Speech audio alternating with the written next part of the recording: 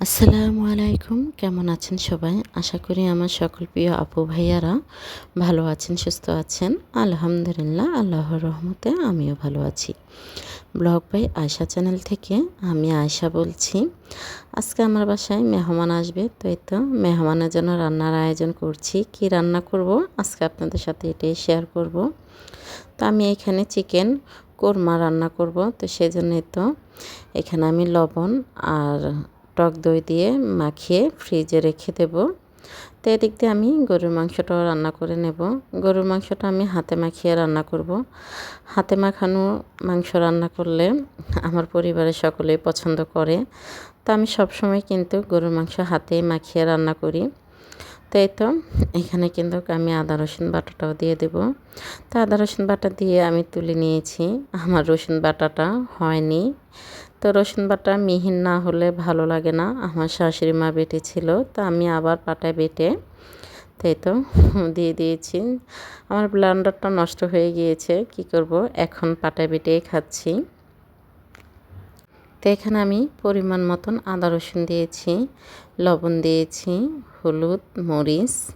ঝালটা আমরা একটু বেশি খাই, ওই জন্য একটু বেশি দিয়েছি। এই তো জিরার গুঁড়ো দিয়েছি। আমি কিন্তু সব কিছু হাতেই দিচ্ছি, আপনারা হয়তো দেখে বুঝতে পারছেন। আমি কোনো কিছুই চামচ দিয়ে মেপে দিচ্ছি না, যেহেতু রান্না করতে করতে একটা অভ্যাস হয়ে গিয়েছে, ওই জন্য এখন আর কোনো কিছু মেপে দিতে হয় না। আমি হাতের আন্দাজে সব কিছু দিয়ে দিই।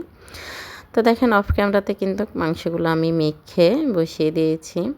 তো মাংস মাখানোর সময় খুব সুন্দর একটি গ্যারান বের হয়েছে, খুবই ভালো লাগলো। তো এই তো এখন আমি কষিয়ে নেব। তো আমি একটু হাতে লাড়া দিয়ে দিচ্ছি, নিচে যেহেতু না লেগে যায়। তো আগুনটাও আমি কমিয়ে রেখেছি। আমি মাংসটা খুব ভালো করে কষিয়ে নেব, যেহেতু ফ্রিজের মাংস একটু ভালো করে কষাবো। আর এমনিতেও যতটা ভালো করে কষাবেন ততটাই কিন্তু মাংসে টেস্ট হবে। তো এই তো এখন আমি মাংস পাশের চুলায় দিয়ে আরেকটি চুলাতে আমি চিকেন কুমড়াটা রান্না করে নেব। পেঁয়াজটা আমি খুব ভালো করে ভেজে নিয়েছি, এখন আমি এখানে পেঁয়াজ বাটা দিয়ে দেব। তো পেঁয়াজটা এখন খুব ভালো করে ভেজে নেব, পেঁয়াজের কাঁচা গন্ধ যাওয়া পর্যন্ত। তো দেখতে পাচ্ছেন কিভাবে রান্না করি। এই চিকেন কুমড়া রান্না করলে আমার পরিবারের সকলেই পছন্দ করে, আমার মেয়েরা তো ভীষণ পছন্দ করে। তো দেখেন এখন আমি এখানে কাঠবাদাম আর চীনাবাদাম একসাথে বেটে নিয়েছি। তো কাঠবাদামটা এখানে দিয়েছি 9 পিস, আর সাথে কিছু আপনার চীনাবাদামও দিয়েছি। এখন এগুলো আমি পাটায় আগে বেটে নিয়েছি।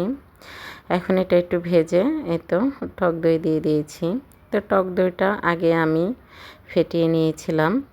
তো টক দই দিয়ে টক দইয়ের বাটিটা আমি একটু ধুয়ে পানি দিয়ে দেব এখানে।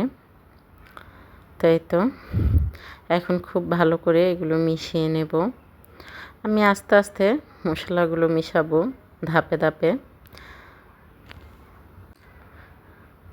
এই তো এখন বাকি মশলাগুলো আমি এখানে দিয়ে দেব। এখানে আমি এই তো 1 চা চামচ আদা রসুন বাটা দিয়েছি। আপনারা যেহেতু বুঝতে পারেন, তো সেই জন্য আমি চামচ দিয়ে মেপিয়ে দিচ্ছি। তো এখানে পরিমাণ মতন লবণ দিয়েছি, যেহেতু চিকেনে লবণ আছে, লবণটা আমাকে এখানে বুঝে দিতে হবে। এখানে এই তো মরিচের গুঁড়া দিয়েছি আমি 1.5 চা চামচ। তা আমার ঘরে আবার একটু ঝাল খেতে পছন্দ করে মেয়েরা, বাদাম বাটা দিলে একটু মিষ্টি হয়, যেহেতু আবার এখানে গুঁড়া দুধ দেব, তো সেজন্য ঝালের পরিমাণটা একটু বেশি দিয়েছি। জিরা দিয়েছি 1.5 চা চামচ, ধনিয়ার গুঁড়ো দিয়েছি 1 চা চামচ। এখন সব কিছু ভালো করে মিশিয়ে মশলাটা ভালো করে কষিয়ে নেব। তো দেখেন আমি বড় এলাচের খোসা ফেলে দিয়েছি, ভিতরের যে বীজটা ওই বীজটা দিয়েছি। তো এই তো এখানে কাঁচামরিচ দিয়ে দিচ্ছি।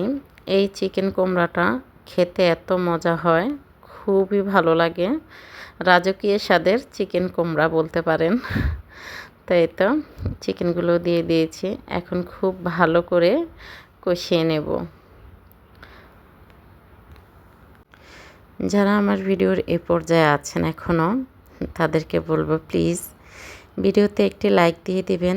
আর যদি ভিডিওর কোথাও ভালো লেগে যায় চ্যানেলটি সাবস্ক্রাইব করে বেল আইকনটি দিয়ে আমার পাশে থেকে যাবেন। তাই তো দেখেন আমি কষিয়ে নিয়ে এখানে একটু পানি দিয়েছি। এখানে দুধ দিব আমি একটু পরে, তার আগে পানিটা দিয়ে নিয়েছি। দুধ দিলে ভালো হয়, আমি দুধটা ব্যবহার করিনি। যেহেতু দুধ দিলে এখানে মিষ্টির পরিমাণটা একটু বেড়ে যাবে, ওই জন্য আমি দুধটা এখানে আর দিইনি। এখন দুধটা দেব আমি পরে। তো এখানে তো আমি 1 চা চামচ ঘি দিয়েছি। দেখেন পেঁয়াজ আমি আগে থেকে বেস্তা করে নিয়েছি, পেঁয়াজ বেস্তাটাও দিয়ে দিয়েছি। এটা ঠিক নামানোর আগ মুহূর্তে দিবেন। তো এই তো এখন আমি এখানে দুধ দিয়ে দিয়েছি। আপনারা চাইলে এখানে চিনি দিতে পারেন, আমি এখানে চিনি দেব না। তো একটু আর কিছুক্ষণ রান্না করে আমি এটা নামিয়ে নেব। তো এখন আবার মাছ ভুনাটাও করে নেব। দেখেন মাছটা ভেজে নিয়েছি। তো মাছ ভাজার তেল দিয়ে এখন আমি মাছটা ভুনা করব। তো এখানে পেঁয়াজ দিয়ে দিয়েছি, পেঁয়াজটা খুব ভালোভাবে ভেজে নেব। একটু যখন বাদামি কালার হয়ে যাবে তখন এখানে আমি আদা রসুন দিয়ে দেব। তো এই তো আপনারা দেখে হয়তো বুঝতে পারছেন পেঁয়াজের কালারটা বাদামি কালার হয়ে গিয়েছে। তো এখানে আদা রসুন দিয়ে আমি পানিও দিয়ে দিয়েছি। তো দেখেন স্বাদ মতন লবণ দিয়েছি, লবণটা একটু বুঝে দিতে হবে। তো এই তো হলুদের গুঁড়ো দিয়ে দিয়েছি। তারপরে স্বাদ মতো না, যে যেরকম ঝাল পছন্দ খেতে ভালোবাসেন ওরকম ঝাল দেবেন। তো এখানে এখন ঝালের পরিমাণটা একটু কমে দেব। আমার যে মেহমানরা আসবে ওনারা আবার একটু ঝাল কম খায়, তো সেই জন্য এখানে ঝালের পরিমাণটা আমি একটু কম দিয়েছি। তো এই তো টমেটোগুলো কেটে রেখেছিলাম অফ ক্যামেরাতে, টমেটো দিয়ে দিয়েছি। এখন খুব ভালো করে এই মশলাটা কষিয়ে নেব। আমি সব সময় বলি মশলা যত কষাবেন ততই কিন্তু রান্নার টেস্টটা বেড়ে যাবে। তা আপনারা চেষ্টা করবেন মশলাটা ভালো করে কষিয়ে নিতে, দেখবেন আপনাদের রান্নাটাও ভীষণ মজা হবে। তো দেখেন এখানে আমি ঝোল দিয়ে দিয়েছি, এখন মাছের পিসগুলো দিয়ে দেব। এই মাছ ভুনাটা এত মজা হয়েছে কি বলবো, প্রত্যেকটা রান্নায় ভীষণ মজা হয়েছে। যেহেতু আমি খাবারের পরে ভয়েসটা দিয়েছি তো সেজন্য বললাম, রান্নাগুলো খুবই মজা হয়েছে। তো আমার খালা খালু ওনারা খেয়ে কিন্তু বলেছিল যে না রান্নাটা অনেক ভালো হয়েছে। তাই তো আমার মাছ ভুনাটা আর একটু কিছু সময় চুলার উপরে রাখবো, তারপর আমি নামিয়ে নেব।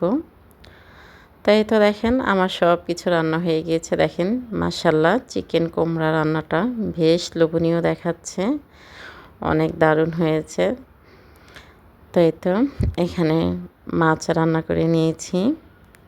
তো গরুর মাংস আর ভিডিও করিনি, তো রান্নার পরে ভিডিও নিয়েছি। আসলে এত কাজের ভিতরে মনেই ছিল না।